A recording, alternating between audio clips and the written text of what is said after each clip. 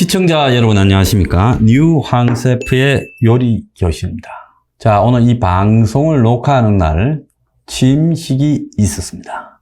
자, 가게도 보통 개업을 하면 주변에 떡을 돌리고 또 조금 적극적으로 하는 사람은 막 춤추는 풍선 인형 있죠?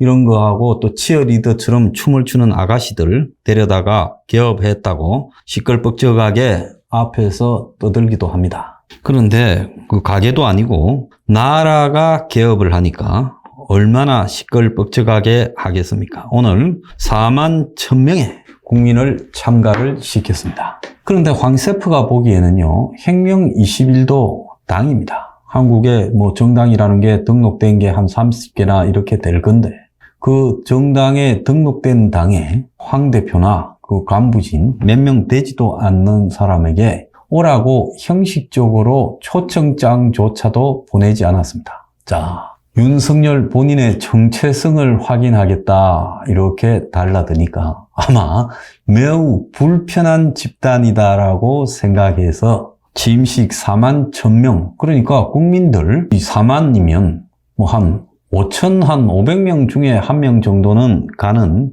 그런 취임식에 초청을 하지 않았다. 자, 자신을 제일 비판해온 사람들을 오라 이래야 되지 않겠습니까? 물론 황 대표는 저런 행사 가는 걸 엄청 싫어하기 때문에 초청장이 와도 분명히 안 갔을 거라고 생각을 합니다. 그런데 윤은 자기한테 아부하는 사람만 국민이고 옳은 소리 하는 사람은 국민이 아니다. 이렇게 생각하는 것은 아니길 바랍니다. 자, 취임식의 이모저모를 좀 이야기를 하겠는데요. 자, 오늘 개업식 하는 날 주식이 팍팍 오르고 해야 되는데 아침에는 공포스러울 정도로 떨어졌다가 지금 이제 주식 시장이 마감했는데 코스피가 15포인트 빠졌고 코스닥도 5% 빠졌고 대부분의 주식이 오늘 파란 색깔로 내렸습니다. 한 나라의 새로운 정부가 시작되는데 주식이 하락을 했다. 이것도 참으로 기가 찬 일입니다. 개업식 하는 날 완전히 좀 안 좋은 이 일이 벌어졌죠. 그러면 나라 밖의 외신은 오늘 어떻게 평가를 했을까요? 외신들은 대체로 가장 낮은 지지율로 임기를 시작했다. 난제가 산적했다. AP통신은 외교 초보인 윤, 북핵과 미중 경쟁 등 난제 속에서 비전을 보여주지 못하고 있다. 이렇게 보도했습니다. 자, 양다리 타기에서 뭔가 한쪽을 선택하지도 못하고 있다. 이렇게 보이고요. 영국의 이코노미스트지는 가장 저조한 지지율로 시작을 했는데 경험과 인기가 모두 부족했다. 이렇게 평가를 했습니다. 또 AP통신은 대선 승리 이후 기대감이 커지는 허니문 기간에도 윤이 직무를 잘 수행할 것이라는 예상이 60%를 믿더라. 60%가 아니라 갤럽은 41, 리얼미터는 51.4 이렇습니다. 전직 대통령 80~90%에 비해 이례적으로 낮았다. 이 이유는 보수 진보로 양분된 여론, 논쟁의 여지가 생기는 정책들, 내각 인선 등을 짚었다는 거예요. 자, 그래서 윤이 북한의 핵무기, 또 미중 경쟁 강화, 코로나 이런 것들을 어떻게 극복해 나갈지 걱정이다. 이렇게 했고요. 윤이 한미 동맹을 강화하겠다고 말은 하지만은 과연 한미일 삼각 안보 협력을 강화하면서 나오는 북한, 중국, 러시아하고의 마찰을 극복할 수 있을까? 지금 이런 문제를 제기하고 있고요. 또 문이 집값 폭등을 방치하고 빈부격차를 심화시키는 일을 만들었는데 윤이 이걸 극복할 수 있을까? 그래서 윤이 1980년대에 선출직 대통령이 시작된 이후에 가장 어렵고 불리한 도전에 직면하고 있다. 이렇게 말을 하고요.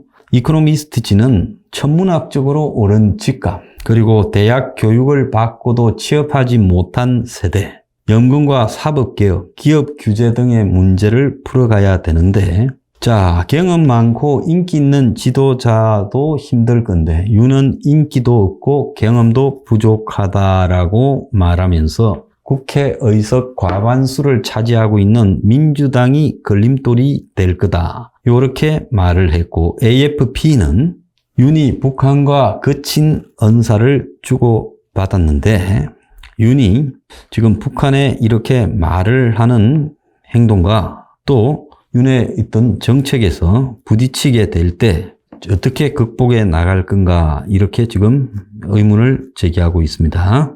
대체로 외신은 가장 어려운 상황에 처해 있다는 것과 그리고 그 속에서 윤이 어떻게 극복해 나갈 건가에 대해서 의문을 제기를 외신들이 대체로 많이 하는 상황입니다.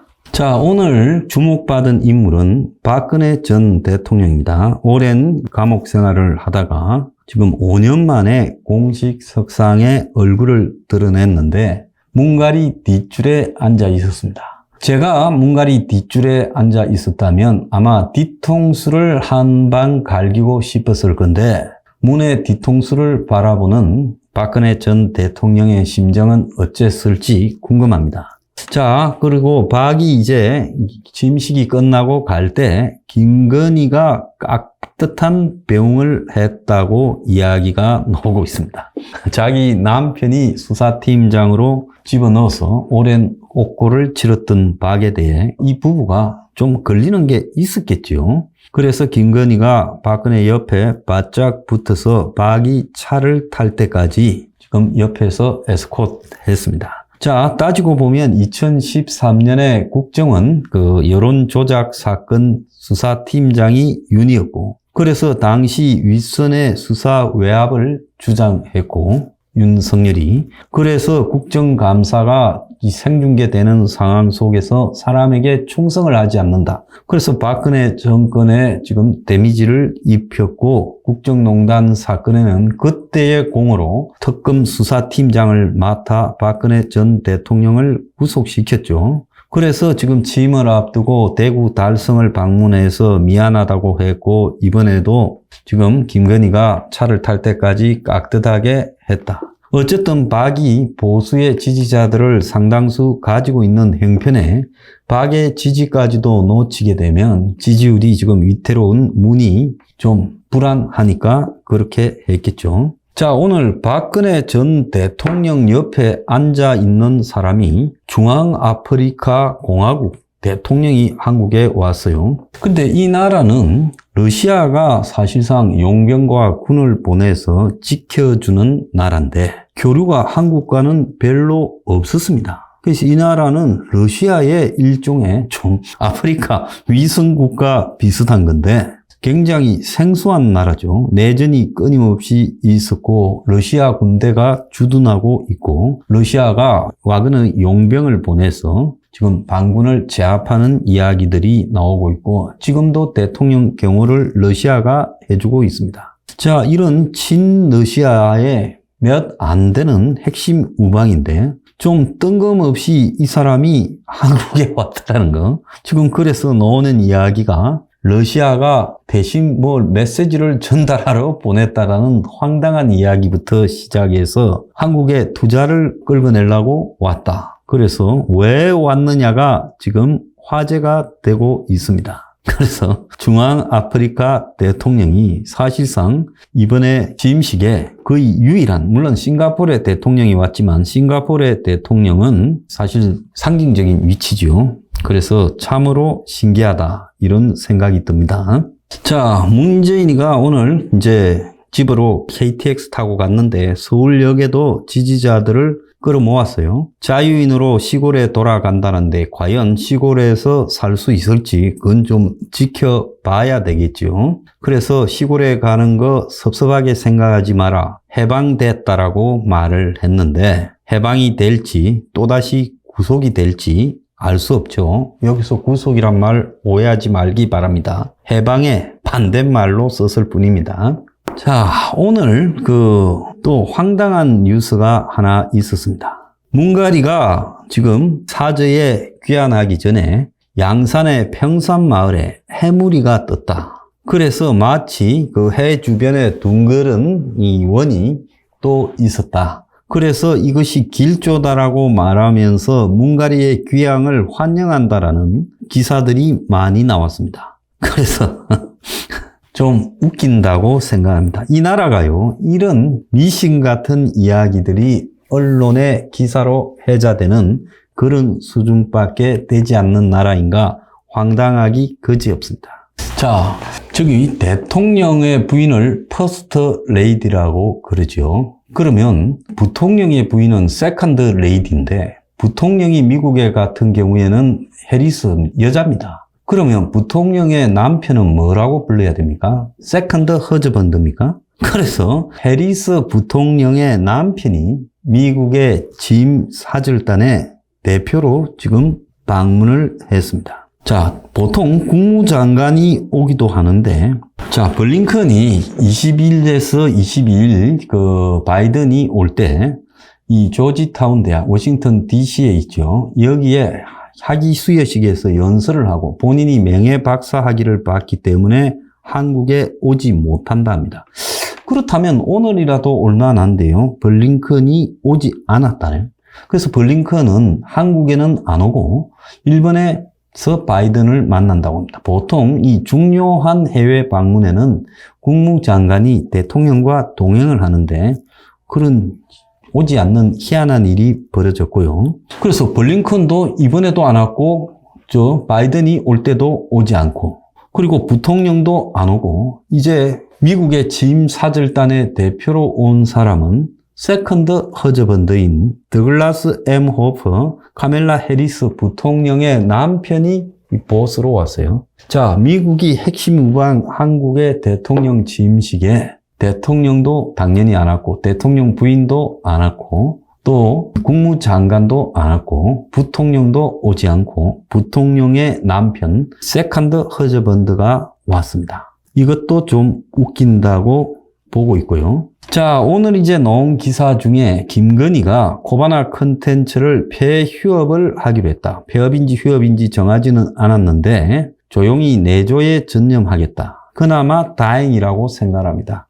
대통령 부인을 하면서 영리 활동을 하지 않더라도 이걸 한다고 하면 좋은 소리 들을 일이 거의 없다는 겁니다. 뉴핑을 듣고 있나 모르겠습니다. 자, 오늘 약간 푼수 기질의 김정숙이 문가리가 취임식 끝나고 내려오는데 또 거기서 문가리에 팔짱을 꼈어요. 그래서 한복을 입고 나타나서 문가리 팔짱을 끼고 갔습니다.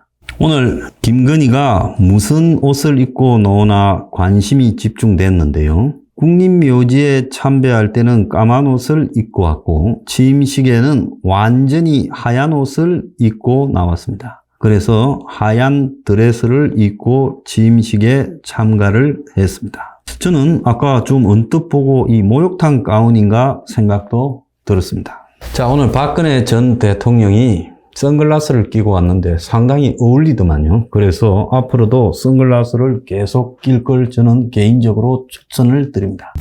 자, 오늘 황세퍼 취임식에 있었던 가벼운 이야기들을 가지고 달아봤습니다.